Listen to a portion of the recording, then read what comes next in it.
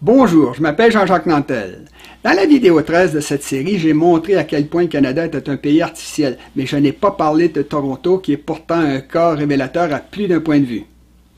Commençons par dire que partout dans le monde, les pays qui, comme l'Ontario, n'ont pas d'accès direct aux océans sont ordinairement moins peuplés, moins développés et moins riches que les pays voisins qui, comme le Québec, ont un accès direct à la mer.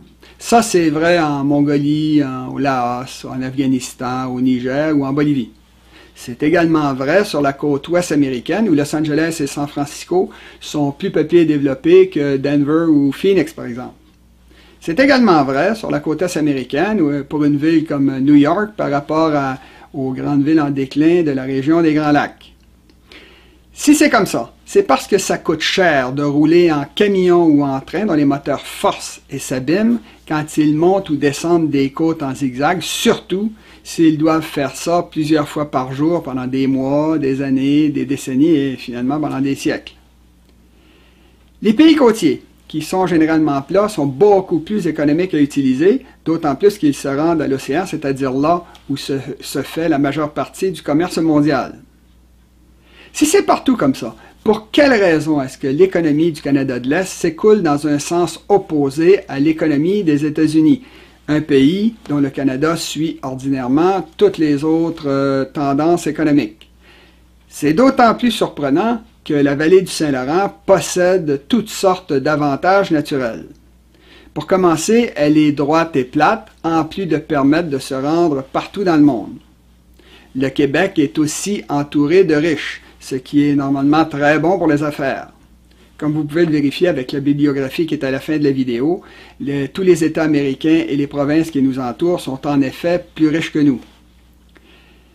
En plus de ça, il y a toutes sortes de corridors économiques importants qui convergent vers Montréal pour ensuite se diriger vers l'Atlantique en traversant le Québec. Montréal est également très proche de New York et de la côte est américaine par la voie des airs, et c'est exactement la même chose par la route grâce à la vallée droite de l'Hudson. Il est vrai que l'Ontario et Toronto possèdent également des avantages marqués. Pour commencer, ils dominent totalement la région du lac Ontario. C'est d'ailleurs pour ça que ce que les Ontariens appellent le fer à cheval doré, c'est-à-dire la riche région industrielle que domine Toronto, et donne l'impression qu'il est en train de faire le tour du lac Ontario pour se l'approprier. Toronto est également dans la péninsule ontarienne. On dit que c'est une péninsule parce qu'elle est entourée par 3 des 5 grands lacs. Ça aussi, c'est très bon pour le commerce, surtout si on considère qu'il y a toute une série de grandes villes qui sont à moins de 900 km de la ville reine. Toronto est également situé près de 3 canaux qui sont ou qui ont déjà été importants. Il y a également une ligne imaginaire qui passe près de la ville et qui rejoint 3 des 5 grands lacs, les mêmes que tantôt. Évidemment, Toronto a également ses défauts. En plus d'être enclavée, de dépendre du Québec pour atteindre l'Atlantique, la ville est également un peu plus éloignée de New York que Montréal par voie des airs. Par la route, c'est encore pire, étant donné qu'il y a les obstacles que représentent le lac Ontario et la chaîne des Appalaches.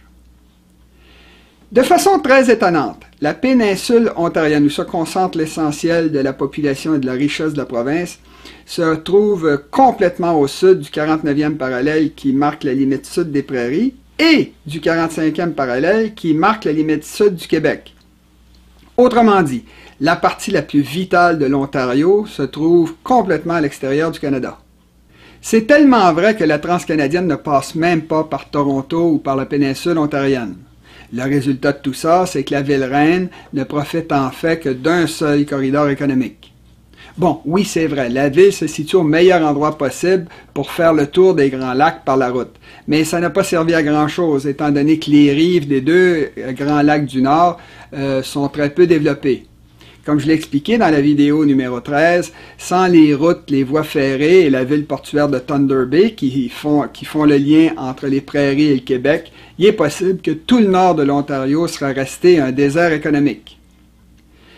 Enfin, il y a le fait que Toronto est entouré de pauvres, notamment au sud des Grands Lacs, une région que les Américains ont surnommée la ceinture de rouille et où des villes comme Détroit, Cleveland ou Buffalo perdent des industries et des citoyens à un rythme fou depuis des décennies. Dans ces circonstances, comment expliquer que Toronto soit une ville aussi riche et prospère avec sa tour du CN, son stade des Blue Jays, son centre-ville plein d'activités, ses 100 000 immigrants par année? Comment expliquer que son fer à cheval doré n'ait pas été influencé par l'immense ceinture de rouille américaine? C'est curieux tout ça, n'est-ce pas? Est-ce que par hasard, Toronto serait assis sur du pétrole, du gaz, de l'or ou des diamants? Non, c'est pas ça. Si, en dépit de tout ce qu'on vient de dire, Toronto est une ville riche et Montréal une ville pauvre, c'est parce que le Canada anglais est puissant et parce que le Québec francophone est faible. C'est parce que dans 3 villes différentes, les Canadiens anglais coopèrent, et ça c'est depuis des siècles, à déménager tout ce qu'ils peuvent de Montréal vers Toronto. On parle ici de la Bourse de Montréal, des sièges sociaux, des usines, etc. Le meilleur exemple de ça, c'est probablement la Banque de Montréal, qui a un petit siège social miteux à Montréal et un imposant centre des opérations à Toronto. Autrement dit, si Toronto est si riche, c'est parce qu'elle profite de sa propre richesse et de la moitié de la nôtre. Voici d'ailleurs ce que disait Jane Jacobs, la grande urbaniste américaine, au sujet de Montréal, de son économie et de l'indépendance du Québec. Montréal ne peut pas se permettre de se comporter comme les autres villes régionales canadiennes sans nuire gravement au bien-être économique des Québécois. Montréal doit plutôt devenir un centre économique créatif et autonome. Un peu plus loin, il n'y a probablement aucune chance que cela se produise si le Québec demeure une province. C'est assez clair, n'est-ce pas? Comme d'habitude, je vous remercie de m'aider financièrement. Vous trouverez d'ailleurs les outils nécessaires dans la description qui est juste en dessous de la vidéo. De votre côté, n'hésitez surtout pas à utiliser ces vidéos pour convaincre tous ceux qui, au Québec, préféraient devenir riches plutôt que de rester pauvres. À la prochaine!